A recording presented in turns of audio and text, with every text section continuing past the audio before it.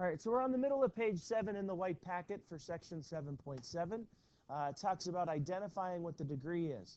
These are some classic shapes that you'll see whenever it's x cubed, okay? For example, this graph A is simply the graph of y equals x cubed. It comes up to the origin, it levels off, and then it goes back up. And that's what you'll see with a classic triple root for x cubed. Okay, so when it's x cubed, you'll see this leveling off and then going back up like that. That's x cubed. This is the graph of positive x cubed. If you put a negative sign in front of it, it's going to flip it and make it go down. It's going to decrease as you move to the right. So graph A is simply x cubed, while graph B is negative x cubed. It flips it. It makes it decrease overall. Graph C and D, these are going to be cubic functions, and they tell you that they're of this form. Take a look at this. It's going to look a little bit uglier there, right? ax cubed plus bx squared plus cx plus d. So here we have a polynomial of degree 3, but there's a lot of other stuff going on. It's not simply x cubed. It's got some other things built into it, like bx squared, cx, and d, and that's what creates this roller coaster action, this up, down, up. Now, when you know that a is positive, if a is greater than 0, overall, the graph will begin its life increasing and then finish its life increasing. So overall, it has an increasing action as you move from left to right. Okay, so imagine you were sitting on a roller coaster. You'd be going uphill, downhill, uphill. How did you start? Uphill. How did you finish? Uphill. That's when A is positive. The graph will look like that. If the graph is negative, when A is less than 0, it'll be the opposite. It'll begin by going downhill and then finish by going downhill. All right, so those are the characteristics of the graph regarding A. What A, the dilation constant, is. If it's positive, it's uphill. If it's negative, it is downhill. Okay, now we're going to get into example B, and they want us to write a polynomial function with real coefficients and zeros.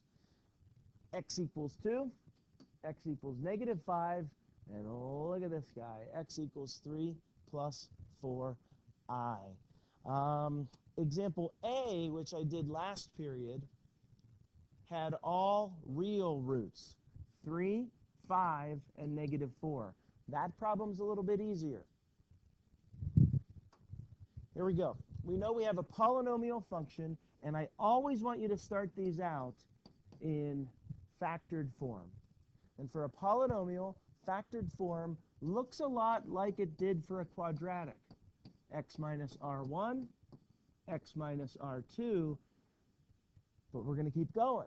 There are more roots, so there are more parentheses.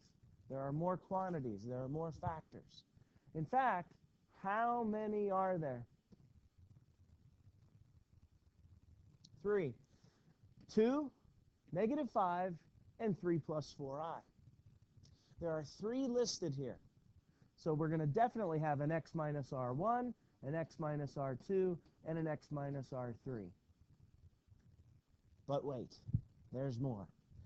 Anytime you have one imaginary root, here it's 3 plus 4i, it automatically comes with its partner. And its partner is its conjugate. So you might want to write that down. When they give you a complex root, when they give you an imaginary root like 3 plus 4i, it automatically comes with 3 minus 4i as another root. They didn't expressly tell you that, explicitly come out and say it, but we know, as math people, that if there's an imaginary root, its conjugate is also a solution. So write that down, and let's revise our factored form. We're not just going to have an R1 and an R2 and an R3. We're going to have an R4 as well. So there are 4 roots to this problem. 2, -5, 3 plus 4i, and 3 minus 4i.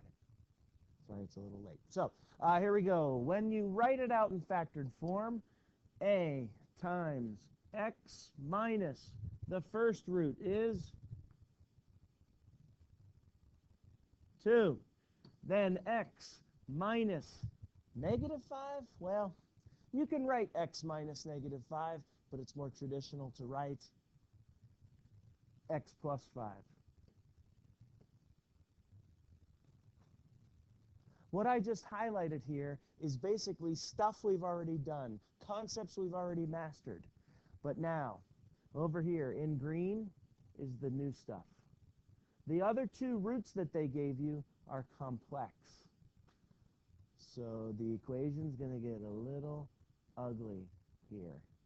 Instead of just writing x minus 2 or x plus 5, you have to write x minus 3 plus 4i and x minus 3 minus 4i. So these 2 imaginary roots right here, 3 plus 4i, went into our equation as x minus it, 3 plus 4i. 3 minus 4i goes into the equation as x minus 3 minus 4i. So this unhighlighted part of the equation is where it gets a little ugly. But it'll stop being ugly in about 5 minutes. All right?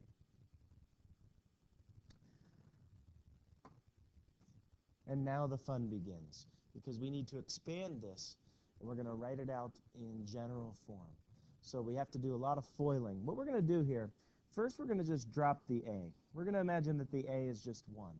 There's no special dilation constant for this, because it just says to write any polynomial function with these conditions. So we'll just drop out the a, and let's go ahead and FOIL what's highlighted. The x times x gives you x squared. The outside and the inside combine to 3x. 5x minus 2x, which is 3x.